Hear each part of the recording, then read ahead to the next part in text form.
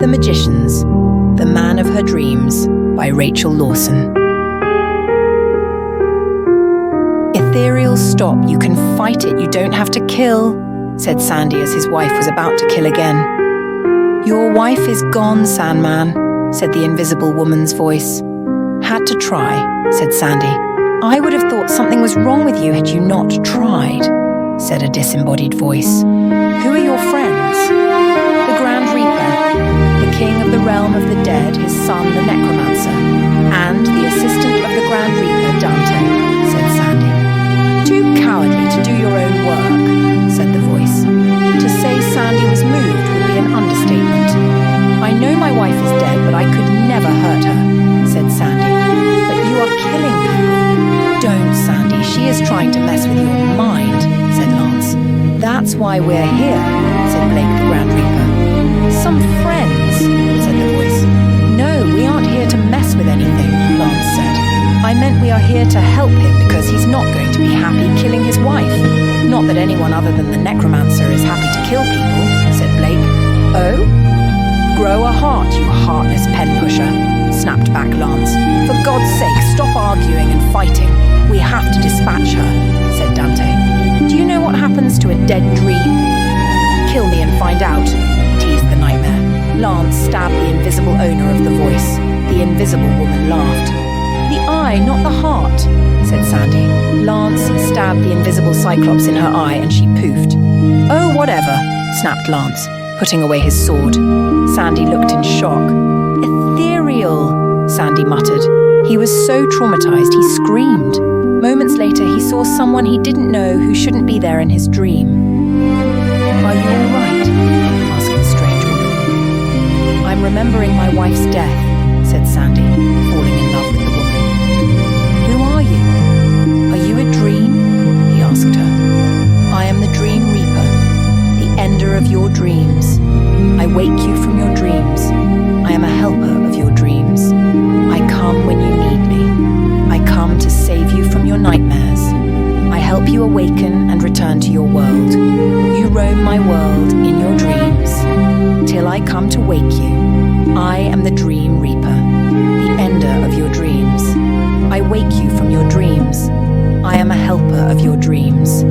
I come when you need me. I come to save you from your nightmares. I help you awaken and return to your world. You roam my world in your dreams, till I come to wake you. I am the Dream Reaper, the ender of your dreams. I wake you from your dreams. I am a helper of your dreams. I come when you need me. I come to save you from your nightmares. I help you awaken and return to your world. You roam my world in your dreams, till I come to wake you, she sang cheerfully, raising a scythe in her hands when she saw him happy at the end of her song, and brought it down, and he woke up sadly. He didn't want to wake up. The next day, Sandy went to his office and asked his assistant for help. What do you need, Sandman? Asked the assistant. I want to talk to a dream, said the Sandman. Which dream? Asked the assistant. The Dream Reaper, said Sandy, looking a little too in love with the Reaper. I haven't heard of it, but I'd say it's a woman by the way you look, said the assistant. Sandy blushed. Am I that obvious? Said Sandy. Yes. I've not seen you like this since. Sorry, I didn't mean to remind you of her death, the assistant said, realizing the mistake of mentioning his wife's death. Sandy looked like someone had killed his cat. He was sad and feeling guilty for thinking of another woman who was not his wife. I'll look her up for you. I'm glad to see you happy again, said the assistant. Thank you, said Sandy. The assistant came back later that day with some information about the Reaper. The Dream Reaper isn't seen much. She appears in bad nightmares. She kills the dreams, waking the dreamers up, said the assistant. Oh, it makes sense. I was dreaming of my wife's death. She was saving me from my nightmare, said Sandy, realizing what had happened. She was a superhero of a dream. Sandy met her again, forcing himself into nightmares nightly with enchantments. His love for her grew strong and she grew to love him. Until one night, Sandy was about to ask for her hand in marriage when he woke up. He was in a pool of tears and sweat. He felt so sad he'd lost her at the wrong time. Sandy fell asleep and had a bizarre musical a night dreaming of the Dream Reaper. The night sang, "I'm trapped in a state somewhere between dreams and reality. Are you real, or are you just a beautiful dream? I am confused. What is real and what is not? You are too beautiful to be real, yet too real to be a dream. Am I in a lucid dream, or are you reality's dream? Am I only dreaming of a shadow I can never touch, a figment of a shadow's dream? I am truly alone without you and wistful, lost in your hollow dream. Are you merely moonlight and shadow, an illusion of night?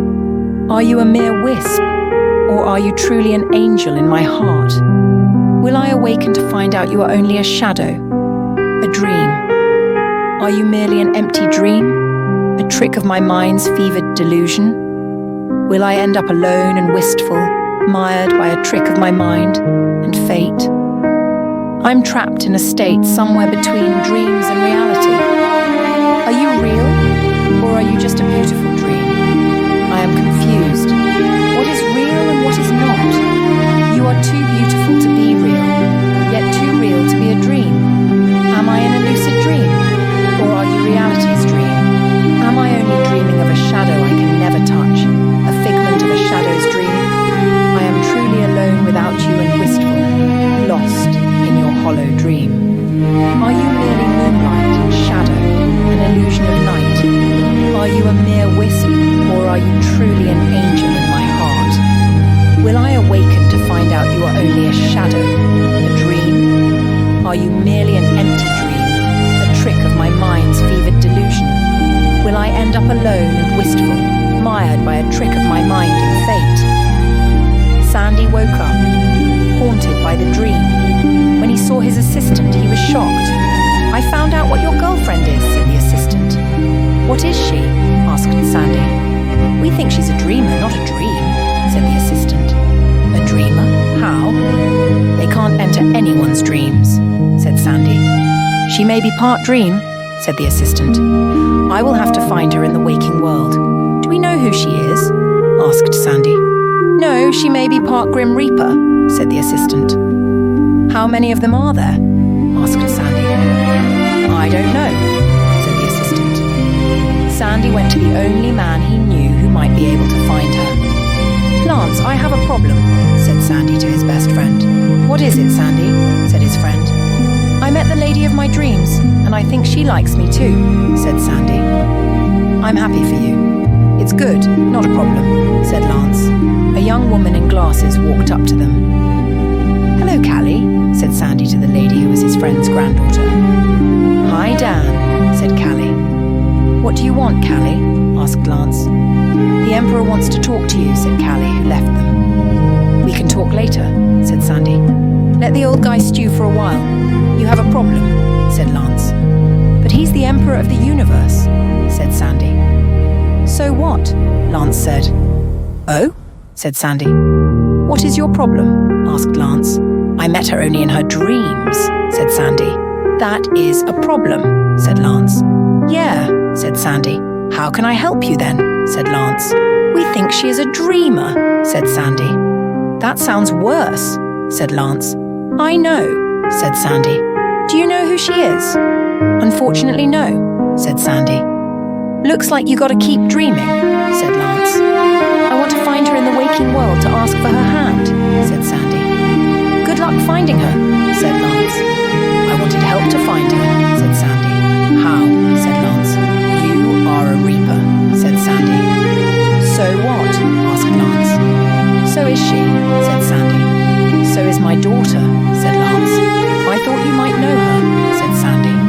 "What else do you know of her?" Lance asked. "She's part dream, part Reaper. In her dreams, she helps people having nightmares wake up. She is the Dream Reaper," said Sandy. "Are you kidding me?" said Lance. "Why?" asked Sandy. "You know her," said Lance. "I know her," asked Sandy. "Have you forgotten Lando King already?" said Lance. "Why?" said Sandy. "He was a dream," said Lance. "I forgot? How did I forget that?" asked Sandy, wanting to kick himself. "That makes her," Sandy said, as if he were in heaven. "Go get her, Tiger," Lance said. Sandy thanked Lance and left to find Celeste. He walked up to her and said hello. She greeted him back. "It's me," said Sandy. "I know," she said. Sandy knelt on one knee and asked her to marry and kissed her hand, waiting for a reply. She looked at him as if he were mad.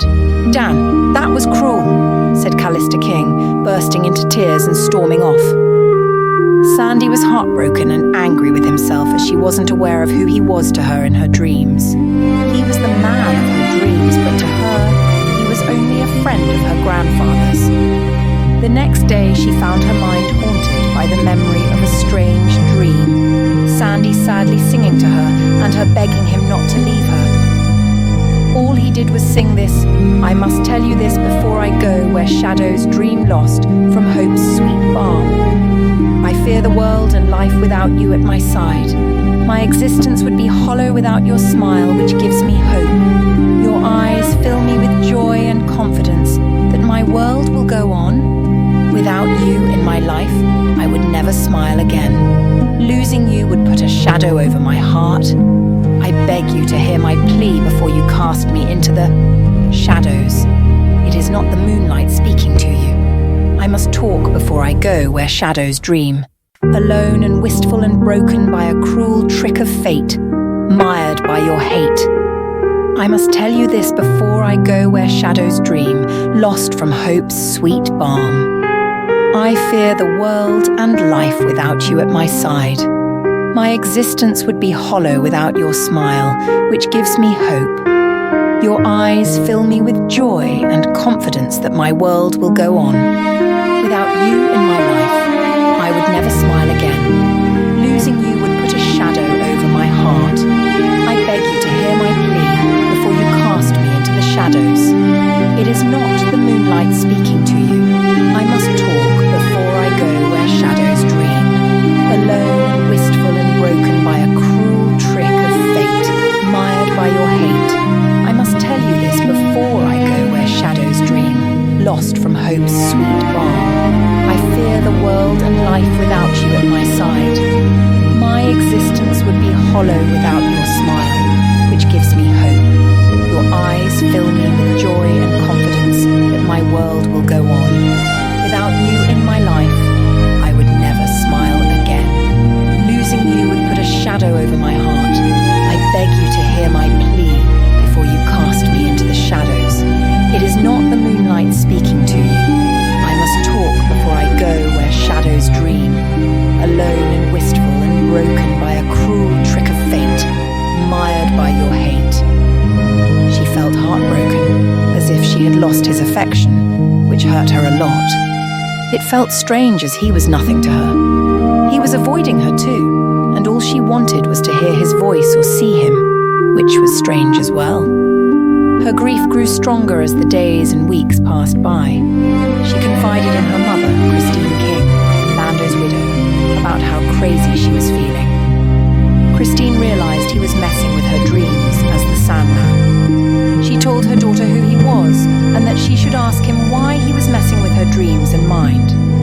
Callie went to his home to confront him, the only place she could think of finding him. He rang his doorbell. He answered his door. He looked hesitant, as if he wanted to close the door but thought it rude. "What do you want, Callie?" asked the eternally young magician sadly as his heart raced. "I need to talk to you in private, not in the street, Sandman," said Callie anxiously. "Okay," Sandy said, knowing there'd be trouble after his asking to marry her and she didn't recognize him. He let her in, leading her to his kitchen to talk. "Do you want a coffee?" he asked. "Yes, thank you," she said. He made them coffee as he prepared to speak to her. Then they went to his lounge room to talk. "What do you want to talk about?" asked Sandy. "Why are you messing with my mind?" said Callie. "I am doing nothing with your mind," said Sandy. "Why am I haunted by your face and voice?" she asked. "You are," said Sandy, feeling a sudden pang of hope that she remembered him from her dreams. "Mum told me what you are.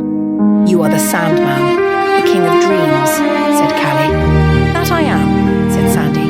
"Why are you bewitching my mind?" Callie demanded. "It is not bewitchment. It is that you have remembered your dreams," said Sandy. "Why are you in my dreams?" asked Callie. "I met you in my dreams," said Sandy. "You dream," said the confused Callie.